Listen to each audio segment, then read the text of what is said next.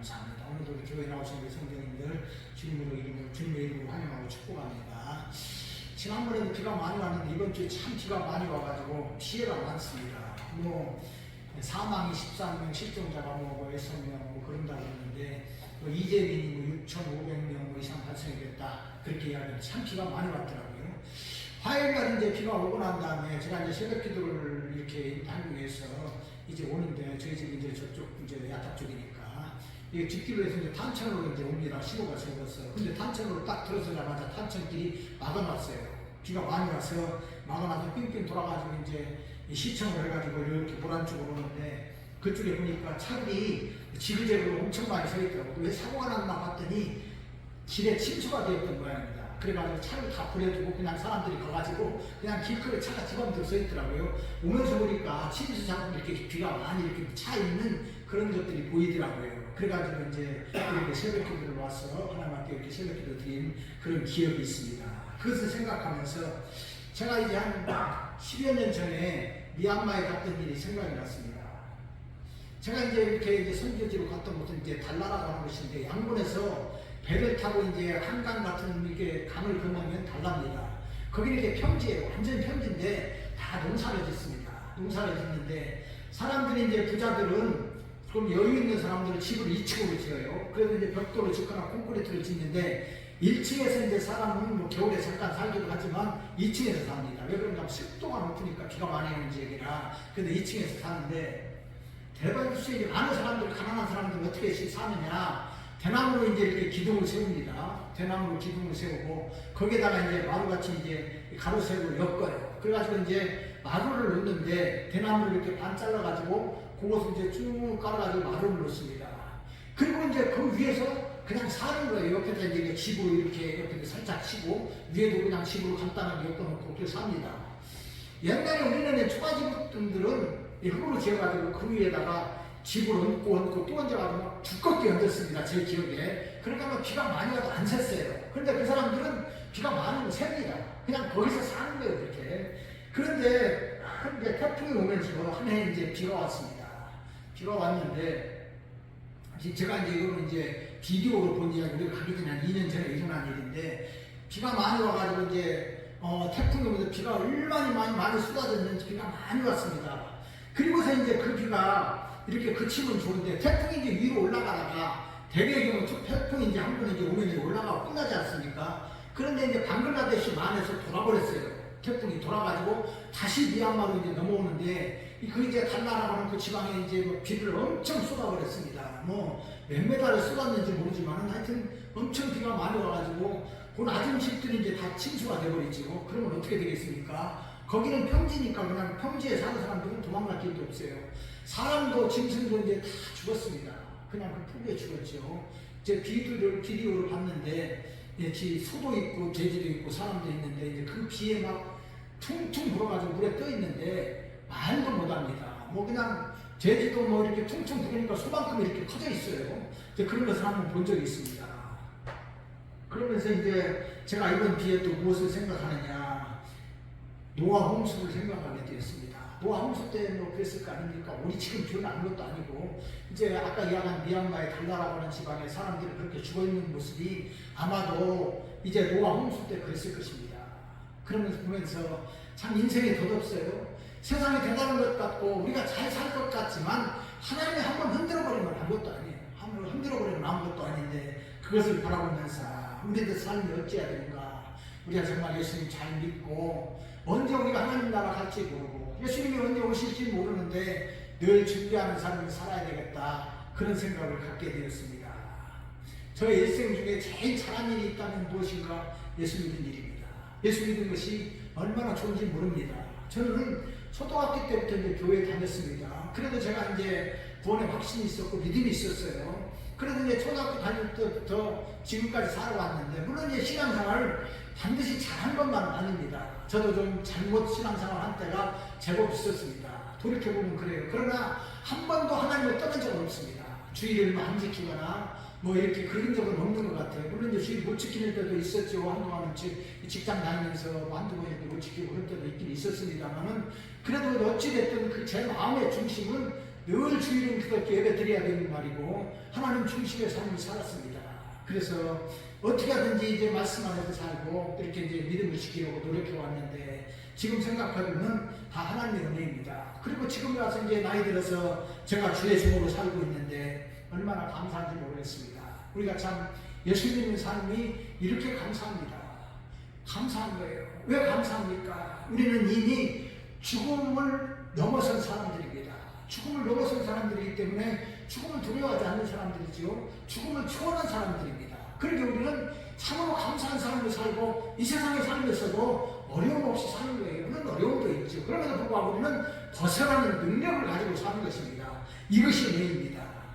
오늘 본문은 고린도 후서지요. 본문 우리가 잘 아는 대로 고린도는 이제 그리스의 도시입니다. 아테네가 지금도 수도이고 이제 이 아테네 수도에서부터 한 85km쯤 떨어져 있으니까 그저 천안한 저 밑에 인천보다는 좀 멀리 떨어져 있는 것이고 그런 곳이다 이렇게 볼 수 있습니다. 고린도는 이렇게 만 안에 한참 들어와 있어요. 이렇게 만 안에 한참 들어와 있다 보니까 항구가 이제 발달이 됐는데 요즘이야 항구라고 그러면 우리가 이렇게 사람들이 이렇게 이제 항구를 이렇게 다 박아가지고 큰 파도가 안 들어오게 만들어 놨죠. 그러나 옛날에는 뭐 그런 시설이 있으니까 그러니까 그저 이렇게 안으로 쏙 들어가지고 있는 곳은 파도가 심하지 아니하니까 지나가는 배들이 다 그 속에 들어오는 곳이죠. 쉬고 거기서 무역도 하고 상업도 하는 곳입니다. 그러니까 고린도는 그저 옛날 그 시절에는 참으로 이렇게 무역이 성행한 도시고 상업이 성행한 도시다 보니까 이제 돈도 많고 그런 도시입니다.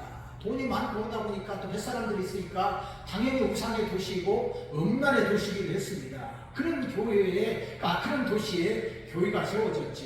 우리가 이제 사도행전에 보면 바울 사도의 여정을 볼 수가 있겠습니다. 바울 사도가 이제 이곳에 이렇게 하나님의 교회를 세우게 되는데 2차 선교 여행 중에 이곳에 오게 됩니다. 사도행전 18장 1절에 보니까 그 후에 바울이 아덴을 떠나 고린도에 이르러 이렇게 이야기하는 것을 보게 됩니다. 사도행전 16장에 보면 이제 바울이 빌립보에서 전도하다가 옥에 갇히고 매를 맞는 장면들이 나옵니다. 그리고 나서 바울이 어디로 가느냐? 아덴으로 가죠. 아덴으로 가서 이제 거기서 또 그 밑으로 고린도로 가게 됩니다. 바울이 뭐 고린도에 왜 갔겠습니까? 전도하기 위해서 갔죠. 복음을 전해서 많은 사람들이 택한 사람들이 예수 믿도록 하기 위해서 고린도에 갔던 것을 보게 됩니다. 거기에서 이제 브리스길라와 아굴라라고 하는 부부를 만났는데 그 두 사람은 천막을 만드는 직업을 가지고 있었기 때문에 바울 사도하고는 같은 직업을 가진 사람입니다. 서로 마음이 통하고 그래서 이제 서로 이렇게 예수님을 전하고 이제 봉사를 하고 선교를 하게 되는데 브리스길라와 아굴라의 도움을 받으면서 바울이 이제 선교합니다. 사도행전 18장 3절로 4절에 보니까 생업이 같으므로 함께 살며 일을 하니 그 생업은 천막을 만드는 것이더라. 안식일마다 바울이 회당에서 강론하고 유대인과 헬라인을 권면하니라. 아멘. 천막을 만드는 일이었죠. 천막을 만드는 일은 그 당시에는 대단한 직업입니다. 수요도 많고 그러니까 그저 천막을 만들면 수입도 좋고 항상 일할 수 있는 그런 때지요. 우리가 뭐 지금이야 세상이 좋아가지고 뭐 천막 그렇게 많이 필요하지 않지만 그 시절에는 그저 돌을 쌓아가지고 집을 만들고 건물을 만들면 그 위에다가 천막으로 덮었습니다. 그래서 천막이 귀한 거예요. 천막이 없으면 안 되죠. 그래서 이제 천막 만드는 일이 중요한데 브리스길라와 아굴라와 함께 천막을 만들면서 같이 사역을 했다 그 말입니다. 그래서 이제 그곳에서 고린도 교회가 세워졌습니다. 우리가 고린도 전서를 보면 처음에 이렇게 고린도 교회는 참 말썽도 많은 교회였습니다. 나는 바울파다, 나는 아볼로파다, 나는 개바파다 이렇게 하면서 분쟁했다는 거지 않습니까? 분쟁하기도 하고 그저 말썽도 많고 그런 교회가 바로 고린도 교회였습니다. 그런 교회였기 때문에 바울은 고린도 전서와 후서를 써서 그 고린도 교회에 보냈고 3번이나 방문을 했던 것을 우리가 성경을 통해서 보게 됩니다. 이 말썽 많은 교회에 바울이 관심을 많이 가진 것은 믿음이 잘 자라기 위해서 그렇게 한 것입니다. 그래서 책망도 하고 권면도 하고 하는데 이제 그 바울의 복음을 듣고 이제 교회가 되었고 말씀 많은 교회였지만 그럼에도 불구하고 이 교회도 이제 천천히 자라갔던 것을 보게 됩니다. 예수님의 생명이 있는 곳, 복음을 듣고 구원받은 사람들이 있는 곳은 그 믿음이 자라가게 되어 있습니다. 비록 더딜지라도 반드시 믿음이 자라나게 됩니다. 처음에는 좀 이렇게 말씀도 많고 힘들지만 믿음이 자라나는 것이지요. 그래서 이렇게 이제 믿음이 자라나는 교회였는데, 고린도 후서 8장부터 이제 보면 바울 사도가 고린도 교회를 향해서 어려움을 당한 예루살렘 교회에 헌금을 동참하라 이렇게 권면하는 그런 모습을 보게 됩니다. 이제 이 바울의 권면에 따라서 고린도 교회도 헌금을 했을 것이다. 그래서 이제 우리가 다음에 이제 이렇게 그 예루살렘을 돕는데 마복음에서 올 때에 함께 왔던 것을 보게 됩니다. 이렇게 고린도 교회는 하나님 우리 안에 살면서 내 믿음을 지키기도 했지만, 그럼에도 불구하고 그 믿음이 아직도 성장해야 되기 때문에 바울 사도는 이렇게 고린도 후서를 쓰고 마치면서 오늘 11절에서 그들에게 권면하고 있는 것을 보게 됩니다. 오늘 본문을 살펴보도록 하겠습니다. 먼저 하나님이 누구인가, 하나님이 누구신가 하는 것인데, 오늘 본문에 보니까 사랑과 평강의 하나님이다 이렇게 말씀하고 있습니다. 11절 다시 보면, 마지막으로 말하는 형제들아 기뻐하라, 온전하게 되며 위로를 받으며 마음을 같이하며 평안할지어다. 또 사랑과 평강의 하나님이 너희와 함께 계시리라. 아멘. 하나님이 어떤 하나님이신가? 사랑과 평강의 하나님이다 이렇게 말씀을 하고 있습니다. 사랑과 평강은 하나님의 속성이지요. 그리고 사랑과 평강을 주시는 분은 절대자이신 하나님이십니다. 하나님만이 사랑과 평강을 주실 수가 있는 것입니다. 이제 우리가 먼저 사랑을 살펴보겠습니다. 이 사랑은 무슨 사랑이냐? 아가페 사랑이지요. 헬라어 원문에 보니까 여기서 이제 하나님은 이렇게 하나님이 사랑과 평강의 하나님이 이렇게 말씀하고 있는데, 여기서 사랑은 아가페라는 단어를 사용했습니다. 우리가 잘 아는 대로 아가페는 무엇입니까? 조건 없는 사랑입니다. 조건을 따지는 사랑이 아니라 무조건 주는 사랑, 조건 없이 주는 사랑, 그것이 바로 하나님의 사랑인 아가페의 사랑입니다. 우리 하나님이 이런 하나님이시라는 것을 우리들에게 말씀해 주고 있습니다. 우리가 영어에 보면 사랑 그러면 그냥 러브라고만 표현했습니다. 제가 이제 이렇게 영어 성경도 보니까 그냥 러브 이렇게 표현을 했더라고요. 그래서 이제 이 영어에서는 그냥 러브라고 하나만 쓰는데, 헬라어는 그렇지 않죠. 헬라어에서는 하나님의 사랑을 쓸 때 아가페를 씁니다. 그리고 형제간의 사랑은 필레오라고 쓰지요. 남녀간의 사랑은 에로스입니다. 이렇게 사랑을 여러 가지로 표현했는데, 하나님의 사랑은 바로 아가페 사랑입니다. 조건 없이 주는 사랑이지요. 이 사랑이 무슨 사랑이냐? 하나님 당신을 주신 사랑이고 하나님의 아들을 주신 사랑, 그것이 바로 아가페 사랑입니다. 그러게 이 사도 요한은 하나님은 사랑이시다 이렇게 요한 1서에서 말씀하고 있습니다. 하나님이 사랑하시기 때문에 그렇습니다. 그러므로 진정으로 사랑할 수 있는 사람은 하나님께 속한 사람입니다. 하나님의 사랑은 하나님이 먼저 우리를 사랑하신 그런 사랑이지요. 요한일서 4장 10절에 보니까 사랑은 여기 있으니 우리가 하나님을 사랑하는 것이 아니요 하나님이 우리를 사랑하사 우리들을 속하기 위하여 화목제물로 그 아들을 보내셨음이라. 아멘. 우리가 하나님을 먼저 사랑한 것이 아닙니다. 우리가 하나님을 사랑할 수 없는 사람들이죠. 하나님이 먼저 우리를 사랑하셨습니다. 하나님의 사랑이 여기 있으니 우리가 하나님을 사랑하는 것이 아니라 하나님이 우리를 사랑하사 우리들을 속하기 위하여 화목제물로 그 아들을 보내셨습니다. 아멘. 이것이 바로 하나님의 사랑입니다. 아가페의 사랑입니다. 그저 더럽고 추악하고 멸망받을 우리들을 위해서 하나님의 아들 예수님을 이 땅에 보내셨고, 그 아들을 십자가에서 죽이심으로 말미암아 우리들을 용서하신 것입니다. 이것이 하나님의 사랑이지요.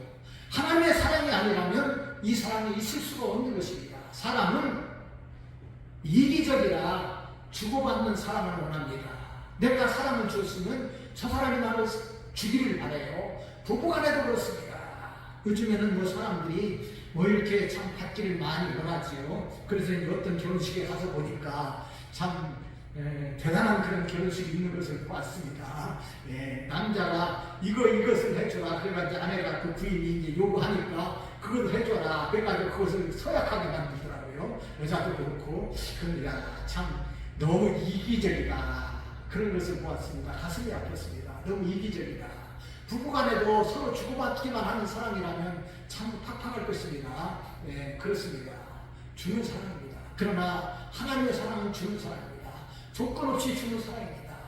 하나님의 이 조건 없는 아가페 사랑이 아니었다면 우리 같은 사람이 하나님 사랑을 받을 수 있겠습니까? 어림도 없습니다. 저도 생각해 봅니다. 내가 하나님 찾았습니까? 아니에요. 어떤 사람을 보면요, 늘 하나님을 대적하는 사람이 있어요. 그런데도 불구하고 하나님이 그 사람을 사랑하셔가지고 그 사람을 구원해 주시더라고요.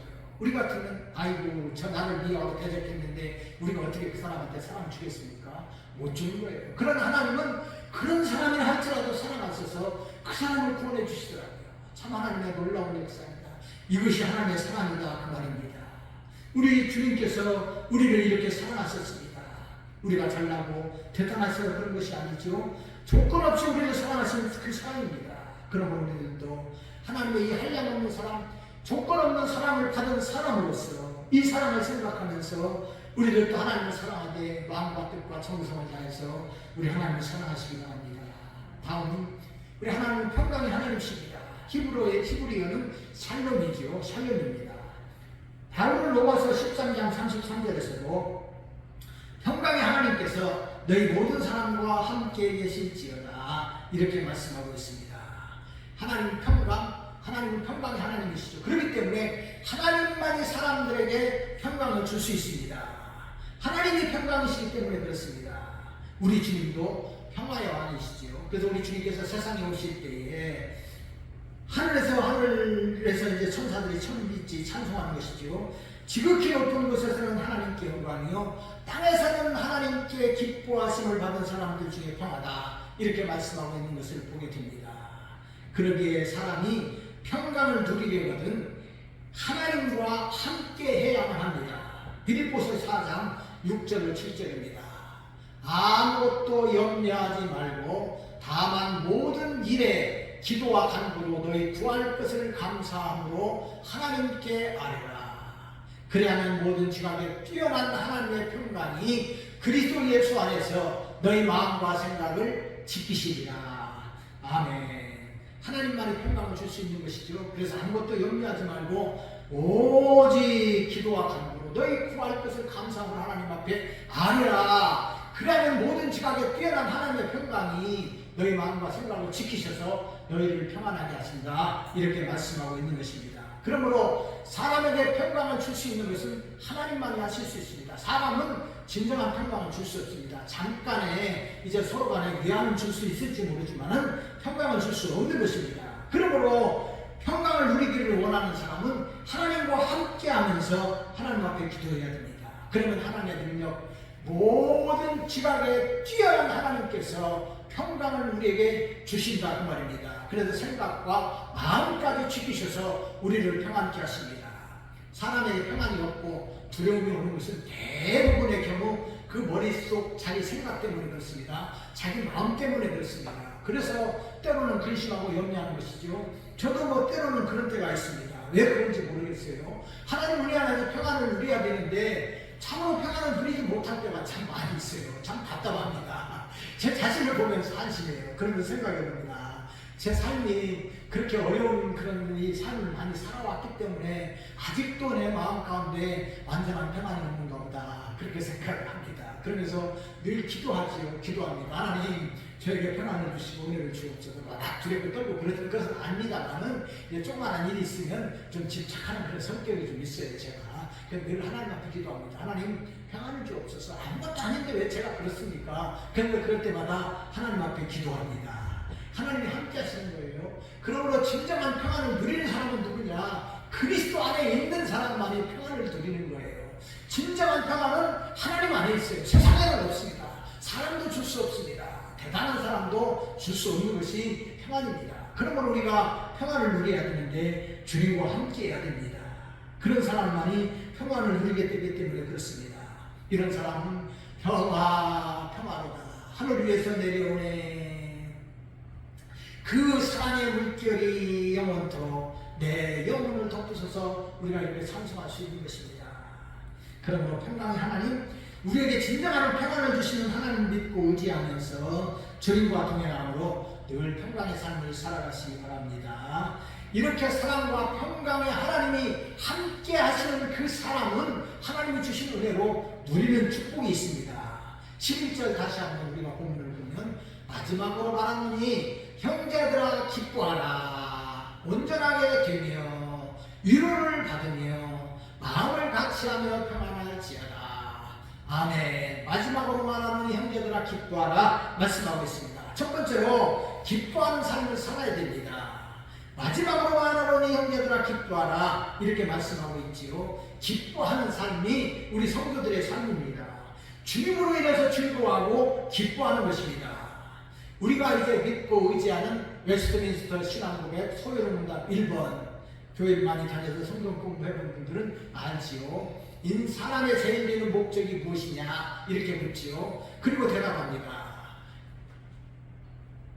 사람의 제일 목적은 하나님을 영화롭게 하는 것과 영원토록 그를 즐거워하는 것이다 이렇게 대답을 합니다. 첫 번째는 하나님 앞에 영광을 돌리는 거예요. 그리고 두 번째는 무엇이냐? 하나님과 더불어 기뻐하는 것입니다. 하나님으로 인해서 기뻐하는 거예요. 이것이 바로 우리 인생에 사는 목적입니다. 그리고 우리는 하나님 앞에 영광을 올려드리면서 주님으로 더불어 기쁜 삶을 사는 거예요. 이것이 성도들의 삶이 아닙니까? 예수 믿는 사람들은 항상 찬송을 부르면서 삽니다. 그 코에 노래가 있어요. 입에도 노래가 있지만 코에 노래가 있어요. 콧소리로 느끼고 찬송하며 살아가는 것이 성도들의 삶이에요. 그만큼 평안한 삶을 산다고 말입니다. 평안한 삶을 사는 거예요. 기쁨의 삶을 사는 거예요. 우리 주님과 함께하기 때문에 그렇습니다. 그런데 하나님께서도 우리를 보시고 너무나도 기뻐하세요. 스바냐서 3장 17절 말씀이죠. 스바냐 3장 17절 말씀입니다. 한번 같이 읽어봅시다. 시작. 너희 하나님 여호와가 너희 가운데 계시니 그는 구원을 베푸신 전능자시라. 그가 너로 말미암아 기쁨을 이기지 못하시며 너를 장단히 사랑하시며 너로 말미암아 즐거이 부르며 기뻐하시리라 하리라. 아멘. 구원을 베푸신 하나님, 그 하나님께서 우리를 구원하시고 얼마나 기뻐하는지 모릅니다. 기쁨을 이기지 못한다. 기쁨을 이기지 못한다. 그렇게 말씀을 하고 있어요. 참으로 우리 하나님은 우리를 보시고 기쁨을 이기지 못합니다. 그래서 즐거이 부르며 기뻐하신다. 이렇게 말씀을 하고 있습니다. 얼마나 기뻐하는지 모릅니다. 이제 우리가 삶을 살면서 이제 이 할머니, 할아버지가 손주를 보면 너무나도 기뻐합니다. 이제 우리가 부모가 되면은 아들을 낳고 딸을 낳고 이제 애기를 낳지요. 그런데 사실 부모들은 자기 자식을 보고 그렇게 기뻐 안 합니다. 왜냐하면 좋긴 하긴 하는데 좀 그렇게 좀 안 기뻐해요. 내가 보니까 자기 삶을 좀 잘 모르고 또 뭐가 무엇인지 모르니까 좋긴 좀 너무 좋은데 그렇게 기뻐하지 않는 것 같습니다. 그런데 할머니, 할아버지는요 너무나도 기뻐하더라고요. 어떤 사람들 보면 꼴보기 싫은 만큼 기뻐해요. 아주 뭐 손주아들을 보면 그냥 사족을 묻습니다. 그게 얼마나 좋은지 그냥 눈이 아른아른거리고 그냥 손자들 보고 싶어 하죠. 그런데 그 할머니, 할아버지가 손주를 보는 것보다 하나님은 더 기뻐하신다는 말이에요. 우리를 보시고 기쁨을 이기지 못한다는 거예요. 즐거이 부르며 기뻐하신다. 이렇게 말씀하고 있습니다. 우리 하나님은 구원받은 우리를 보시고 너무나도 기뻐하십니다. 얼마나 기뻐하는지 모릅니다. 그런데 중요한 것은 무엇이냐? 하나님이 이렇게 우리를 기뻐하시는데 우리는 하나님으로 인해서 기뻐합니까? 하나님으로 인해서 기쁨이 있습니까? 예, 기쁨의 삶을 살아야 됩니다. 우리가 하나님을 생각할 때마다 우리 마음속에 감동이 있고 감격이 있고 기쁨이 있어야 됩니다. 이것이 성도들의 삶이기 때문에 그렇습니다. 시편 73편 2절 25절에 보니까 하늘에서는 주의 누가 내게 있으리요 땅에서는 주밖에 내가 사모하리 없나이다. 이렇게 고백을 하고 있습니다. 하늘에서도 하나님뿐이고 땅에서도 내가 기뻐할 분은 하나님뿐이십니다. 내가 사모할 분은 하나님뿐이십니다. 이렇게 시편 기자는 노래하는 것을 보게 됩니다. 우리에게도 이 마음이 있어야 된다 그 말입니다. 우리가 예수님을 믿으면 예수님을 나의 주님으로 믿고 내 인생의 모든 문제를 예수님에게 맡기게 됩니다. 예수님의 종이고 예수님의 지체로서 우리 주님의 뜻만을 위해서 살아가는 것이 우리들의 삶입니다. 그러면 됩니다. 그러면 이 사람에게 기쁨이 있습니다.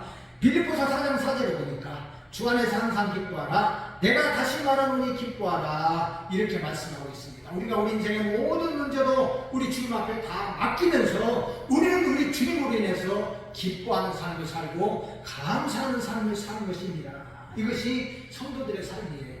그러므로 우리는 또 이런 기쁨의 삶을 살아가시기를 바랍니다. 두 번째로 온전하게 되어야 됩니다. 바울은 고린도 교인들이 온전케 되기 위해서 기도했습니다. 오늘도 온전케 되며 이렇게 말씀하고 있지만 고린도후서 13장 9절 말씀을 보니까 우리가 약할 때에 너희가 강한 것을 기뻐하고 또 이것을 위하여 구하니 곧 너희가 온전하게 되는 것이라. 아멘. 바울은 너희가 온전하게 되기를 위해서 하나님 앞에 기도한다 이렇게 말씀하고 있습니다. 성도는 온전하게 되어야 됩니다. 무슨 온전입니까? 우리의 믿음이 온전하게 되어야 된다 그 말입니다. 그래서 주님께서도 마태복음 5장 48절에서 그러므로 하늘에 계신 너희 아버지의 온전하신 같이 너희도 온전하라 이렇게 말씀을 하고 있습니다. 예수 믿고 사는 사람은 온전한 삶을 살아야 된다 그런 말씀입니다. 우리 주님의 말씀이 무엇이냐? 하나님을 사랑하는 자는 마음과 뜻과 정성을 다해서 하나님을 사랑하고 그 마음으로 이웃을 사랑하라고 말합니다. 이웃도 내 몸과 같이 사랑하라. 하나님 사랑하는 것처럼 사랑해야 되는데 그렇게 사랑하라 그 말입니다. 우리 예수님께서 우리에게 사랑하라는 것은 우리를 사랑하는 사람, 좋아하는 사람만을 사랑하는 것이 아니라 우리를 미워하는 사람들까지도 사랑하라 그런 말씀입니다. 미워하는 사람들도 사랑하라는 거예요. 이것이 하나님의 사랑이기 때문에 그런 말씀대로 사랑하라 그 말입니다. 원수까지 위해서 사랑하고 기도하라는 말씀입니다. 이것이 성도들의 온전함입니다. 우리 주님께서 그런 삶을 살았기 때문에 그렇게 살아라 그런 말씀입니다. 좀 어려운 말씀 같긴 하지만 우리들도 하나님의 이런 사랑을 받고 살았기 때문에 우리들도 그런 사랑으로 사랑하면서 살아라는 말씀입니다. 이것이 우리의 믿음이 그리스도의 장성한 분량에 이르게 되는 일입니다.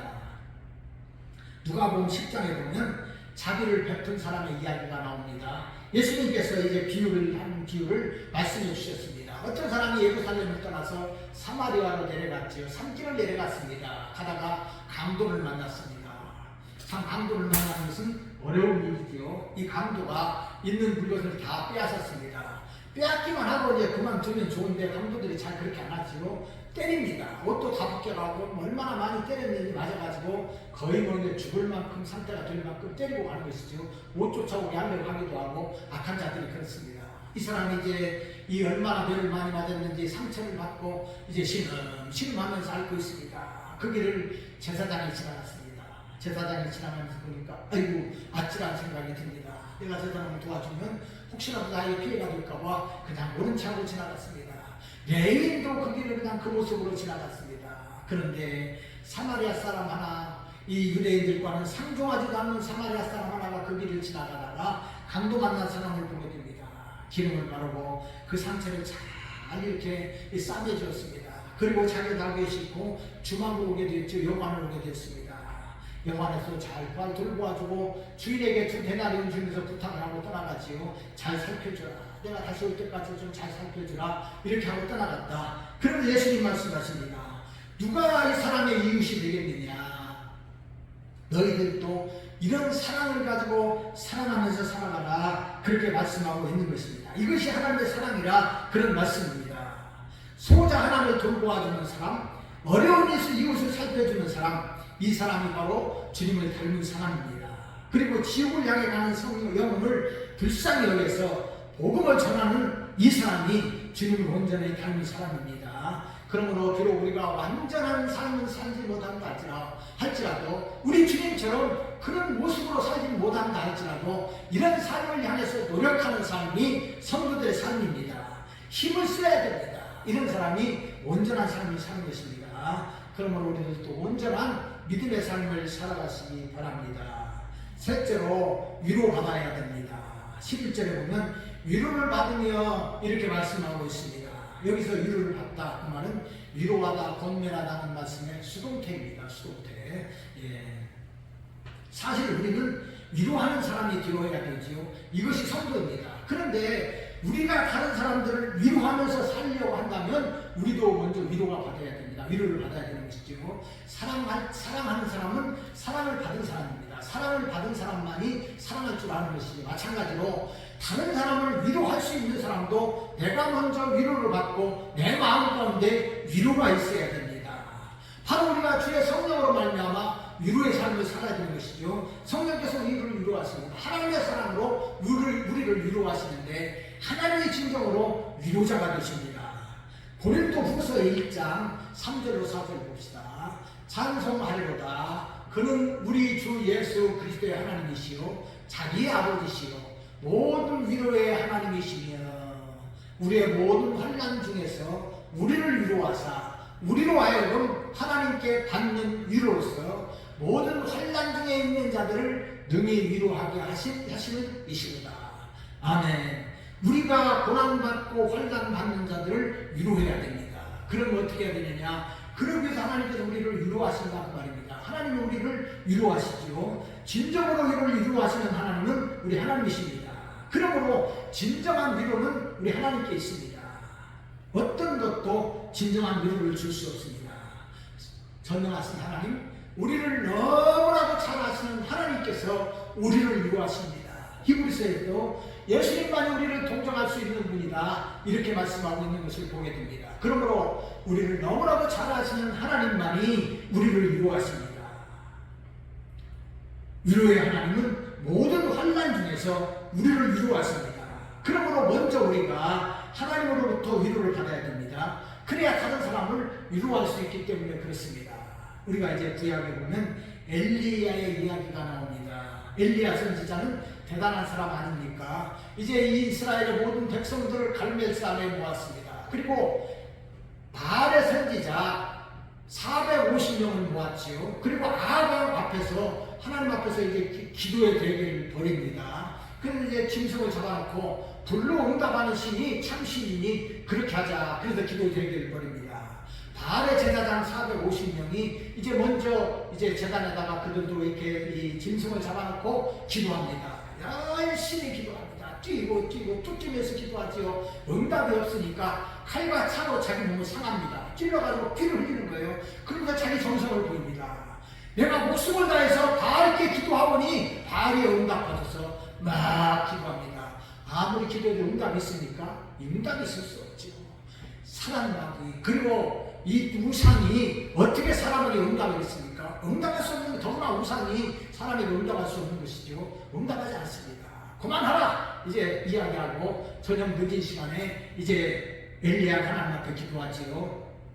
제단을 쌓아놓고 송아지를 잡아서 각을 떠서 그 제단 위에 올려놨습니다. 그리고 그것도 모자라서 도랑을 파고 물을 잔뜩 부었습니다. 그리고 이제 엘리야가 하나님 앞에 기도합니다. 열왕기상 18장 36절입니다.